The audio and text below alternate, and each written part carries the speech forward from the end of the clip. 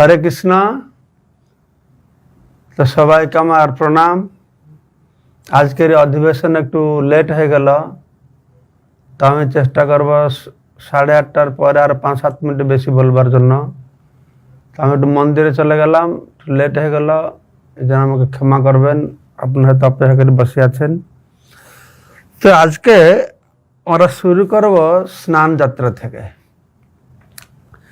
এই স্নান যাত্রা একটি অত্যন্ত গুরুত্বপূর্ণ বিষয় বা একটা অনুষ্ঠান। তো পুরীতে, জগন্নাথ পুরীতে বিভিন্ন সারা বছর ধরে বিভিন্ন যাত্রা পর্বপর্বাণী অনুষ্ঠান হয়। তার মধ্যে 12টি পর্ব খুব মুখ্য পর্ব। তার মধ্যে স্নান পূর্ণিমা, রথযাত্রা, তার বৈশিষ্ট্য অনেক বেশি। তো স্নান পূর্ণিমাটা হচ্ছে ভগবান জগন্নাথের জন্মতিথি। তো আমি প্রথমে স্নান পূর্ণিমার যে নীতি বিধিবিধান সম্পর্কে কিছু সংক্ষেপে বলবো, তাহলে আপনাদের একটা ধারণা হবে যে জগন্নাথ পুরীতে কি ব্যাপার, কি চলছে ওখানে। আমরা কোনোদিনই জগন্নাথ পুরীকে নকল করতে পারবো না, এটা সম্ভব নয় সেখানে, কিন্তু সেখানে এইরকম হয়।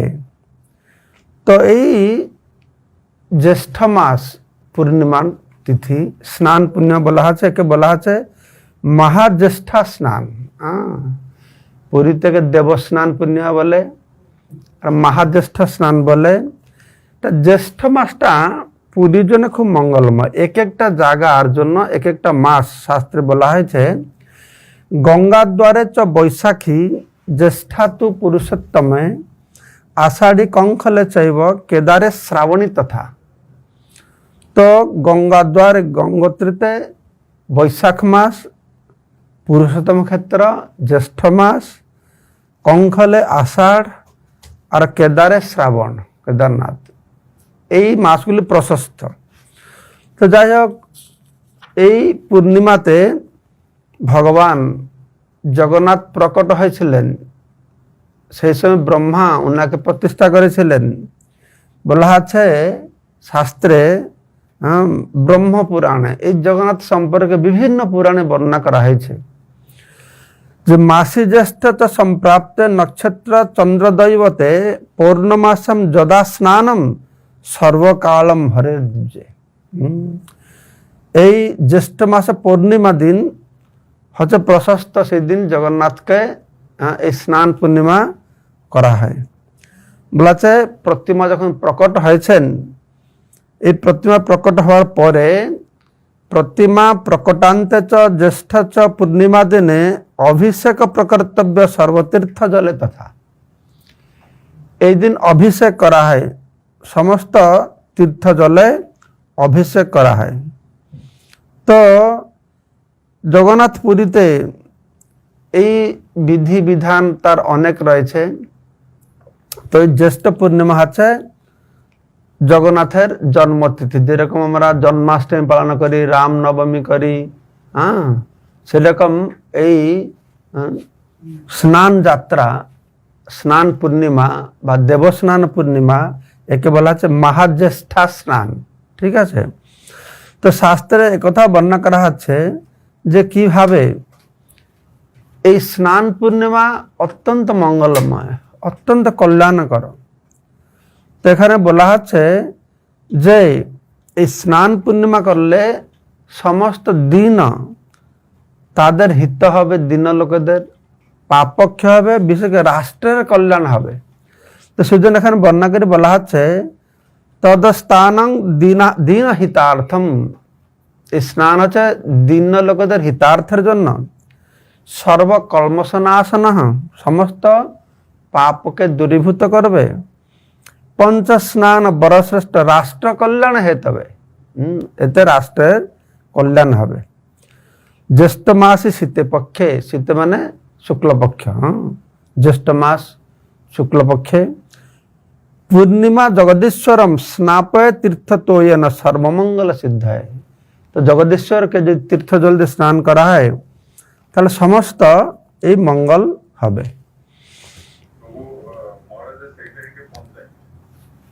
কি হয়েছে?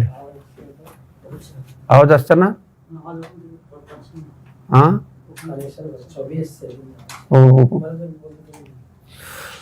তো এই স্নান যাত্রার 8টি অঙ্গ আছে। হ্যাঁ, এই স্নান যাত্রা পুরীতে কিভাবে পালন করা হয় আমি সে সম্পর্কে বলবো। জগন্নাথ পুরীতে ঐশান কোণে অর্থাৎ উত্তর পূর্ব কোণে এই স্নান মণ্ডপ আছে। শাস্ত্রে বর্ণনা করা হচ্ছে এই স্নান পূর্ণিমা দর্শন করবার জন্য দেবগণ এসে থাকেন, তাই ব্রহ্মপুরাণে বর্ণনা করা হচ্ছে এইরকম স্নান মণ্ডপ সাজাবে দেবতারও অন্তরিক্ষে থেকে তারা যেন দর্শন করতে পারবে। তো স্নান পূর্ণিমা যে স্নান করা হয় ওই জলটা সোনা কুয়া আছে। পরের বার যখন পুরীতে যাবেন দর্শন করবেন, উত্তর দরজা, ঠিক উত্তর দরজা দিয়ে রোড থেকে যখন ঢুকবে তার ডান দিকে শীতলা দেবীর মন্দির আছে। না যদি আপনারা মন্দির থেকে উত্তর দরজা ঢুকবেন তা সোজা একদম সিঁড়ি দিয়ে নিচে চলে যাবেন, ঠিক উত্তর দরজা যে গেটটা লাস্ট গেট মানে রাস্তায় বেরোবার ঠিক আগে বাম দিকে দেখবেন শীতলা দেবীর মন্দির আছে। এই শীতলা দেবীর মন্দির সামনে ঠিক সামনেই শীতলা দেবীর মন্দিরের কোনো দরজা নেই, ওটা জানলা আছে, সেখানে একটা কুয়া আছে। তো সারা বছর এই কুয়াটা বন্ধ থাকে। এই কুয়ার নাম হচ্ছে সোনা কুয়া। সোনা কুয়া মানে এই কুয়াটা সোনা দিয়ে তৈরি নয়। কোথাটা আমি দেখলাম সোনা কুয়া নাম হয়েছে কোন একজন রাজা এই মন্দির সংস্কার করবার জন্য ব্যবস্থা করেছেন। বহু বছর অতিবাহিত হয়ে গেছে, মন্দির পুরো রিনোভেট করবে, বহু অর্থের প্রয়োজন। সেই জন্য তিনি সব জায়গা থেকে বহু সোনা জোগাড় করেছেন। কত কুইন্টাল সোনা, কত কত কুইন্টাল সোনা জোগাড় সেই কুয়াতে রাখা হয়েছে। তার থেকে অনেক কুইন্টাল সোনা দিয়ে সেই মন্দির নির্মাণ কাজে লেগেছে। আর অনেক কিছু ভগবানের অলংকার, আপনারা যারা ভগবানের জগন্নাথের সোনা বেশ দেখেছেন কিরকম তার পা সলিড সোনা দিয়ে, হাত কিরিটি সব সোনা দিয়ে তৈরি হয়েছে। তো তো পূর্ণিমার দিন তো হবে স্নান পূর্ণিমা, তার আগের দিন চতুর্দশী, এটা অধিবাস হবে। সারা বছর এই কুয়ার জল ব্যবহার করা হয় না, সেই চতুর্দশীর দিন এই কুয়াটাকে ওরা সংস্কার করবে, জল সব পরিষ্কার করে দেবে, আর সঙ্গে সঙ্গে আবার জলে ভরে যাবে। আর সেই জলকে নিয়ে 108 কলস দিয়ে রেখে অধিবাস করা হবে। সেই যে অধিবাস করা হবে সেই জল দিয়ে বিভিন্ন প্রকারের জলকে সংস্কার করা হবে, তাকে স্তব করে পবিত্র করা হবে। তো এইভাবে তাকে বলে জল অধিবাস। এভাবে জল অধিবাস হবে। তো এই 108 কুম্ভ এটা রূপাতে হয়, তামাতে হয়। তো সেখানে আরো বিধিবিধান আছে, বিশেষ মন্ত্র রয়েছে। বিশেষ মন্ত্রে তাকে মন্ত্রিত করে পবমান সুক্ত পাঠ হবে, অধিবাস হবে। আরো তখন মন্ত্রের মাধ্যমে পৃথিবীর যত তীর্থ জল আছে সব তীর্থ জল এনে সেই জলের মধ্যে প্রবেশ করানো হবে। আমাদের যেরকম ইস্কনে আমরা পঞ্চগব্য পঞ্চামৃত ইত্যাদি দিয়ে ফলের রস বিভিন্ন দিয়ে অভিষেক করে থাকে। জগন্নাথ পুরীতে একটু আলাদা সিস্টেম। ওরা কি করবে, প্রথমে তো সেই জলের মধ্যে মন্ত্রের মাধ্যমে সমস্ত তীর্থ জলকে সেখানে প্রবেশ করাবে। তারপর সেখানে সপ্তবিংশ মহৌষধি, 27 প্রকারের মহৌষধি আর অষ্টগন্ধ তার সঙ্গে মিশ্রিত করা হবে। একদম সুন্দর সুশীতল জল করে সেগুলো। তারপরে সোনা গোসাই আছে, সোনা গোসাই প্রথম 2 গড়া বা কলস জল নেবে, তারপরে সমস্ত কলস জলগুলি সেখানে নিয়ে যাওয়া হবে। ঠিক আছে। তো তার আগের দিন চতুর্থী হোম হবে, মানে 8টা স্টেজ আছে, স্তর, ধাপে ধাপে এই কার্যক্রমটা হয়। চতুর্দশী দিন চতুর্থী হোম হবে, তারপরে কূপ সংস্কার হবে, জল অধিবাস হবে, স্নান বেদিতে বিগ্রহগণ পহণ্ডি বিজয় করবে, পঞ্চস্নান হবে, গজবদন বেশ হবে, প্রসাদ লাগি হবে, তারপরে অনসর বিজে। এই 8টা স্তরে এই স্নান পূর্ণিমা কার্যক্রম সমাপ্ত হয়। তো জল অধিবাস হয়ে গেল। তার পূর্ণিমা দিন ভগবানকে সব বিগ্রহ, জগন্নাথ, বলদেব, সুভদ্রা, সুদর্শন বিগ্রহকে তো নিয়ে আসা হবে স্নান মণ্ডপের উপরে। স্নান বলে পহন্ডি বিজয়। আমাদের চরিত্র পাণ্ডু বিজয়, সেটাকে বলা হচ্ছে পহন্ডি বিজয়। তার এক অর্থ দিচ্ছেন, পহন্ডি বিজয় মানে ওড়িশাতে যে প্রতি পদক্ষেপ আমরা পা ফেলছি তাকে বলে পাহুন্ড। তো প্রতিটা এই জুমে শুনতে পারছে এখন, তাকে বলছে পাহুন্ড। তো সে অনুসারে একে বলা আছে পহন্ডি বিজয়। তো 2 প্রকারের পহন্ডি বিজয় আছে। একটা হচ্ছে গোটি পহন্ডি, একটা ধাড়ি পহন্ডি। গোটি পহন্ডি মানে কি? গোটি পহন্ডি মানে গোটে মানে একটা বিগ্রহকে নিয়ে আসবে, বলদেবকে নিয়ে আসবে সিংহাসন মঞ্চের উপরে বসে, আবার যাবে, সুভদ্রাকে আনবে, আবার যাবে, জগন্নাথকে নিয়ে আসবে, এইরকম একবার এক এক বিগ্রহকে আনবে। তাহলে গোটি পহন্ডি। তারপরে ধাড়ি পহন্ডি। ধাড়ি মানে লাইন করে আসবে একসঙ্গে, সব বিগ্রহগুলি, বলদেব, সুভদ্রা, জগন্নাথ, সুদর্শন, তো একসঙ্গে সব বিগ্রহ নিয়ে আসবে। এটা বলা আছে ধাড়ি পহন্ডি। তো স্নান বেদিতে এইভাবে তারা পহন্ডি বিজয় কার্যক্রম হয়ে যাবে। তো সেখানে পহন্ডি বিজয় কার্যক্রম, বিভিন্ন সেবকদের বিভিন্ন সেবা রয়েছে, দেবতারা আছে তারাও সেবা করবে, সেখানে বর্ণনা করা আছে এরকম। তো সেখানে মঙ্গল আরতি হবে, অধর পূজা হবে, অবকাশ, ফুলবেশ, বেদি ধোপখাল মানে পরিষ্কার হবে। জগন্নাথ পুরীতে সব উদ্ভট বলবো না, মানে অদ্ভুত শব্দ তারা ব্যবহার করে, যেটিকে ওড়িশার লোক জানে না। টেরা বাঁধা, টেরা খোলা, বিভিন্ন রকম শব্দ রয়েছে, ওরা জানে না, সবাই জানে না। তো যখন সব ভগবান এসে যাবেন, তখন এই যে 108 কলস জল আছে, ব্যাপার হচ্ছে আমি যেগুলি বলছি এগুলো যে বিধান এইভাবে গ্রন্থে লেখা আছে, এখন কোনটা প্র্যাকটিসে হচ্ছে এটা দেখতে হবে। বলা হচ্ছে যে 33 কলস জল তারা বলভদ্রের উপরে স্নান করাবে, অভিষেক করাবে 33 কলস, আর জগন্নাথকে 35 কলস জল দিয়ে অভিষেক করাবে, আর সুভদ্রাকে 22 কলস, আর সুদর্শনকে 18 কলস। এই হচ্ছে বিধান। সেখানে কি করবে, সে সমস্ত দিয়ে তখন ধ্যান করবে। এই যখন অভিষেক হবে, বিশেষ মন্ত্র পাঠ হবে, সহস্রাক্ষ মন্ত্র, তার পুরুষ সূক্ত মন্ত্র পাঠ হবে। এইভাবে দেবতারাও সেসব দর্শন করে, পদ্মপুরাণে বর্ণনা করা হচ্ছে, যখন এইভাবে ভগবানের স্নান পূর্ণিমা হয় তখন বলা হচ্ছে ব্রহ্মাদি ত্রিদশা সর্বে স্থিত্বাকাশে জগৎপথে। ব্রহ্মা ইত্যাদি ত্রিদশপথে মানে স্বর্গের দেবতারা, তারা স্থিত্ব আকাশে জগৎপথে, তারা আকাশে উপস্থিত থেকে এই জগন্নাথের মহাস্নান প্রপশ্যন্তি ভক্তিভাব সমন্বিতা। খুব ভক্তিভাবে এই জগন্নাথের মহাস্নান তারা দর্শন করছেন। তো এইভাবে আমি তারপরে স্নান হয়ে গেল। স্নান হয়ে যাওয়ার পরে গজ বেশ হবে, হস্তিমুখ বেশ হবে। সেটা কবে থেকে শুরু হলো কি হলো আমি বলবো। তো তারপরে ভোগ অফারিং হবে, ভোগ লাগবে। তারপরে পহন্ডি বিজে ফিরে যাবে।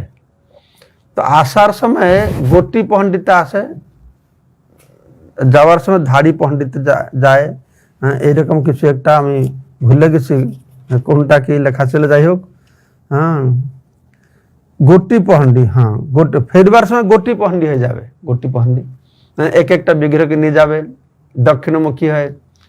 তারপরে যখন 7 পাহাঁচ যেদিকে আমরা জগন্নাথের নাট মন্দির প্রবেশ করি, সেইখানে যখন বিগ্রহ পৌঁছাবে তখন বন্দাপনা হবে, আরতি হবে। বিভীষণ পতি মহাপাত্র রয়েছেন, বিভীষণ আসে সে আরতি করেন। তো পতি মহাপাত্রের প্রতিনিধিত্ব করবেন, বিভীষণ সে আরতি করবেন। তারপরে বিগ্রহগুলি মন্দির প্রবেশ করবে, কিন্তু মন্দিরে গর্ভ মন্দিরে আর প্রবেশ করবে না। ও সিংহাসনে আর বসানো হবে না, সিংহাসন যে নামিয়ে আনা হয়েছে বাস। গর্ভ মন্দিরে যে দরজা আছে তাকে কলাহাটের দ্বার, ছামু দ্বার বলে। ঠিক গর্ভ মন্দিরের দরজাটা, তার সামনে এটা কালো পাথরের একটা এমনি ফ্লোরিং রয়েছে, চাটান রয়েছে। তো সেইখানে তারা বাঁশের বেড়া দিয়ে এটা ঘর বানাবে, আর বিগ্রহগুলি গিয়ে সেইখানে রাখা হবে। এই 15 দিন যে অনবসর হবে, অনবসর লীলা হবে, ব্যাখ্যা করব, তখন আমি আপনাদেরকে সেই অনবসর কথা পুনঃ বর্ণনা করব। অনবসর লীলায় কি কি হয় ভিতরে তার একটু সূচনা আমি আপনাদের প্রদান করব। তো এখন এই গজবেশের কথা, তো একবার এটা সপ্তদশ শতাব্দীর কথা। সপ্তদশ শতাব্দীর কথা, একজন ভগবানের ভক্ত, পরম ভক্ত গণপতি ভট্ট, কোথায় বলা আছে মহারাষ্ট্র থেকে এসেছেন, কোন গ্রন্থ বলা হয়েছে কর্ণাটক থেকে এসেছেন। যাই হোক, কোথায় কোথায় গ্রন্থে একটু একটু ডিটেল যদিও পৃথক পৃথক কথা থাকে, এইটা নিয়ে বেশি প্রশ্ন করা কোনো দরকার নেই। তাহলে কোনটা ঠিক, মহারাষ্ট্র থেকে না কর্ণাটক থেকে? যেরকম কালকে আমি বলছিলাম যে স্কন্দ পুরাণে বলা হয়েছে এই শ্রী বিগ্রহগুলি একটা বৃক্ষ থেকে হয়েছে, অন্য শাস্ত্রে বলা হচ্ছে বিগ্রহ কাঠ ভেসে এসেছে। তো মনে আসবে যে কোনটা ঠিক, কোনটা ঠিক ঠিক বিচার না করে আমরা শাস্ত্রের কথা শুনি। আমাদের আচার্যরা বলছেন যখন আমরা কোনো এরকম দুইটা মত দেখব তার সবসময় সমন্বয় রয়েছে। ব্যাপার আছে এটা কোন কোন যুগের কথা, কোন বিভিন্ন কল্পের কথা শাস্ত্রে বর্ণনা করা আছে, অন্য কল্পের কথা হতে পারে। কল্পভেদে এই লীলাগুলির একটু পার্থক্য থাকতে পারে, অন্য ব্রহ্মাণ্ডেও হতে পারে, ব্রহ্মার অন্য জীবনের কথা হতে পারে, শাস্ত্রের বর্ণনা যা রয়েছে, বুঝতে পারছেন? তো সেজন্য যখন কোনো কোনো সময়ে আমাদের বর্ণনায় একটা মানে পরস্পর মধ্যে একটু সম্বন্ধ নাই, অসামঞ্জস্য মনে হবে, তখন আর ডিটেল অন্বেষণ করে বিভ্রান্ত হওয়ার কোনো দরকার নেই। ঠিক আছে? তো দেখতে বলছিলাম এই গণপতি ভট্ট তিনি ভগবানের ভক্ত ছিলেন, পরম বৈষ্ণব ছিলেন। তো তিনি পুরাণে পড়েছেন যে পরম ব্রহ্ম তো পুরীতে দর্শন দিচ্ছেন, যার দর্শন করলে জীব মুক্তি প্রাপ্ত হয়ে যাবে। ব্রহ্মকে প্রাপ্ত হয়ে মুক্তি পাওয়া মানে কি ব্রহ্মে লীন হয়ে যাবে, এটা ধারণা তিনি শুনেছেন। তো যাই হোক, তিনি সেইখান থেকে এসেছেন, নীলাচল ধামে এসেছেন। তো নীলাচল ধামে প্রবেশ করার পূর্বে 18 নালা আছে।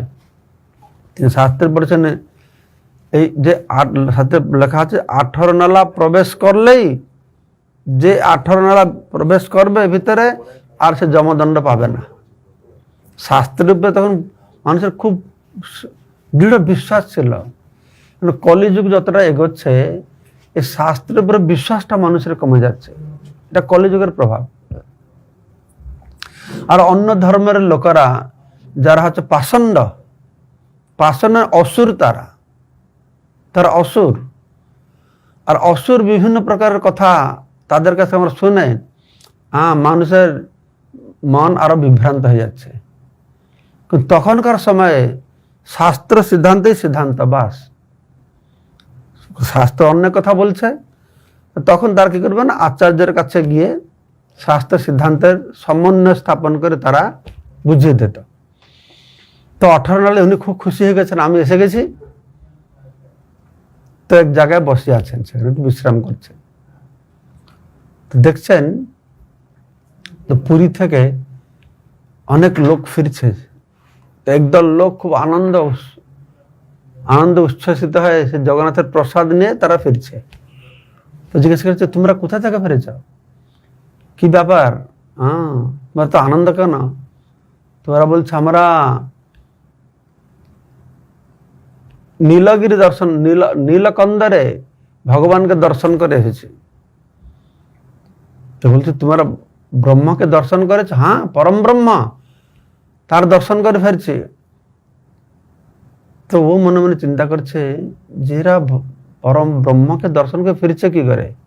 শাস্ত্রে তো বলছে ব্রহ্মকে দর্শন করলে সেখানে মুক্তি মোক্ষ পেয়ে যাবে, ঘরে যাবে কি করে? ও মনে মনে এরকম বিচার করেছে। তো সত্যি তোমরা দর্শন করেছো? হ্যাঁ, সত্যি দর্শন করেছি। এ কথাবার্তা করে ওরা চলে গেছে। আর ও দেখছে এরকম অনেক লোক ফিরছে, পুরী থেকে ফিরছে, সব আনন্দে দর্শন করে কথাবার্তা করতে ফিরছে। তুই চিন্তা করছে কি ব্যাপার? আমি তো শাস্ত্রে পড়লাম যে নীলাচল ধামে পুরুষোত্তম ক্ষেত্রে সাক্ষাৎ ব্রহ্মকে দর্শন করবে, ব্রহ্মকে দর্শন করলে সঙ্গে সঙ্গে মুক্তি পেয়ে যাবে। তো এদের তো মুক্তি পেয়ে যাওয়া উচিত সেখানে, তো আবার ফিরে যাচ্ছে কি করে বাড়িতে? তো এখানে মনে হয় ব্রহ্ম নেই মনে হয়। তো খুব দুঃখী হয়ে গেল, এতবার দূর থেকে আসলাম তো ব্রহ্ম নেই। খুব চিন্তা করছে কি হলো সব, আর শাস্ত্র খুঁজছে, শাস্ত্র পড়ছে। হ্যাঁ, শাস্ত্রে লেখা আছে ব্রহ্ম আছে, এরা বলছে দর্শন করছে, কি হলো? খুব বিচলিত হয়ে গেছে। তো সেখানে বসে আছে মনে দুঃখে। কিছু সময় পরে জগন্নাথ একটি ব্রাহ্মণ রূপ ধারণ করে এসেছেন। জিজ্ঞাসা, হে ব্রাহ্মণ, তুমি কোথা থেকে এসেছ? তোমার কি বাসনা? তুমি কেন অত বিষণ্ণ বদন এখানে বসে আছ? গণপতি ভট্ট সব বুঝিয়ে বললেন, দেখো আমি অনেক দূর থেকে এসেছি, আমি শুনেছি শাস্ত্রে লেখা আছে যে ব্রহ্মকে দর্শন করে সে মোক্ষ পেয়ে যাবে, কিন্তু এখন দেখছি সেখানে ব্রহ্মই নাই। তখন ব্রাহ্মণ জগন্নাথ জিজ্ঞাসা করে, তুমি কি করে জানলে ব্রহ্ম নেই? না, আমি দেখলাম যে সব ব্রহ্মকে দর্শন করে সব মোক্ষ পাওয়ার কথা, কিন্তু এরা সব ঘরে ফিরে যাচ্ছে, তার মানে সেখানে ব্রহ্ম নেই।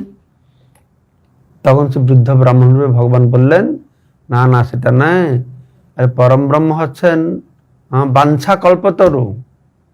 বাঞ্ছা কল্পতরু মানে যে যে বাসনা নিয়ে আসে সে বাসনা তার চরিতার্থ হয়। তো এরা যে জগন্নাথের দর্শন করতে গিয়েছে, এদের মুখ্য পর বাসনা নেই, এরা এসেছে আমরা জগন্নাথ দর্শন করব, প্রসাদ পাবো, আনন্দ করে গৃহ সংসার করবো, ঘরে ফিরে যাব। তো ভগবান সে বাসনা পূর্ণ করেছেন। তাই তোমার এতে কোনো সন্দেহ করা উচিত নয়, শাস্ত্র যে লেখা ঠিক। তুমি যাও, জগন্নাথকে তোমার দর্শন করবে। তো ব্রাহ্মণ চলে গেছেন। আর গণপতি ভট্ট ঠিক আছে, আবার সে পুরীতে প্রবেশ করেছে। পুরীতে প্রবেশ করে পতিত পাবনকে দর্শন করেছেন। আর পতিত দর্শনের সাথে স্নান পূর্ণিমার দিন ছিল, তো সেখানে স্নান মণ্ডপের উপরে তো ভগবান বিরাজমান করছিলেন। বা যেখানে স্নান পূর্ণিমা হচ্ছিল সেখানে গিয়ে দর্শন করতে গেছে।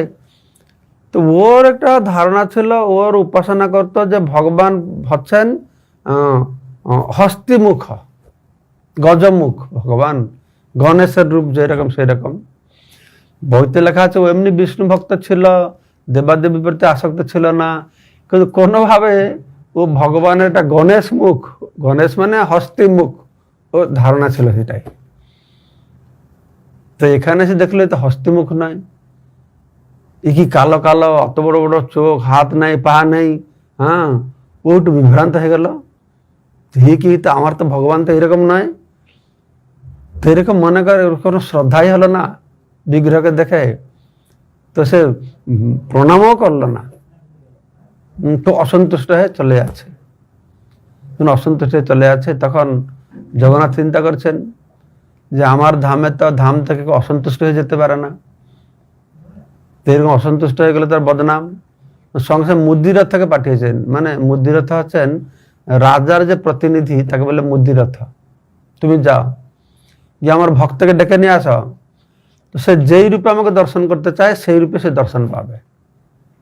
ভগবান তো ভাবগ্রাহী জনার্দন না, যে যথামাং প্রপদ্যন্তে তাং তথৈব ভজাম্যহম, যেই ভাবনা যেই চিন্তন নিয়ে আমরা তার আরাধনা করব, ভগবান সেই রূপে দর্শন দেবেন। যুগ যুগ ধরে এখানে বিভিন্ন ভক্তরা আসছে। সেই জগন্নাথকে কেউ শিব ভক্তরা শিব বলে পূজা করে গিয়েছে, জগন্নাথ বলদেব সুভদ্রা কেউ ব্রহ্মা বিষ্ণু মহেশ্বর বলে পূজা করছে। বুদ্ধরা আসে বুদ্ধদেব বলে মানছে। রাম ভক্ত আসছে, তাকে ভগবান রাম রূপে দর্শন দিচ্ছেন। চৈতন্য মহাপ্রভু এসেছিলেন, তিনি তো জগন্নাথ রূপ দর্শন করতেন না, তিনি শ্যামসুন্দর রূপ দর্শন করতেন। চৈতন্য চরিতামৃতে বারম্বার বর্ণনা করা আছে। তো সে যে ভক্ত যে ভাব নিয়ে আসবে তাকে সেইভাবে তাকে দর্শন দিচ্ছেন। তখন এই মুদিরথ গিয়ে আর ওনাকে বুঝিয়েছে, গণপতি ভট্টকে, না না না তুমি যাও না, তোমার বাসনা নিশ্চয় প্রভু পূর্ণ করবে। আর যখন সে ফিরে এসেছে, সত্যি সত্যি জগন্নাথ বলদেব সে হস্তি মুখ গজ মুখ ধারণ করে এখানে বসে আছেন। আর দেখে একদম সঙ্গে সঙ্গে ভাবে বিভোর হয়ে পড়েছে যে ভগবান অত কৃপাময়, আমার বাসনা পূর্ণ করতে তিনি হস্তিমুখ ধারণ করেছেন। তো জগন্নাথকে স্তব স্তুতি প্রার্থনা করেছে। তখন বলছে যে প্রভু, আপনি যদি আমার ভক্তিতে প্রভাবিত হয়, আপনি কৃপা করে এই হস্তিমুখ ধারণ করেছেন, তাহলে আপনার মহিমা প্রচার হওয়ার জন্য আপনি প্রতি বছর যুগ যুগ ধরে প্রতি বছর আপনি হস্তিমুখ দিয়ে দর্শন দেবেন, সমস্ত জনসাধারণ দর্শন করবে। এই স্তব স্তুতি করে জগন্নাথকে দর্শন করতে প্রণাম করে তো সঙ্গে সঙ্গে সে মুক্তি পেয়ে গেল। সেই দিন থেকে বিধান রয়েছে যে জগন্নাথকে হস্তি বেশ, গজ বেশ, হস্তিমুখ বেশ, কোনো সময় যারা গবেষকরা বলছে এটা ফুল দিয়ে সাজানো হতো। এগুলো ফুল দিয়ে তো সাজানো হয় না, আর বিভিন্ন প্রকারের কারুকার্যকে দারুণ লাগে দেখতে। তার সুর আছে, সে দেখতে পারলো, হস্তিমুখ সুর আছে, দান্ত আছে, সব ঠিক রয়েছে সেখানে। তো এইভাবে এই আমরা স্নান পূর্ণিমা সম্পর্কে আমরা শ্রবণ করলাম।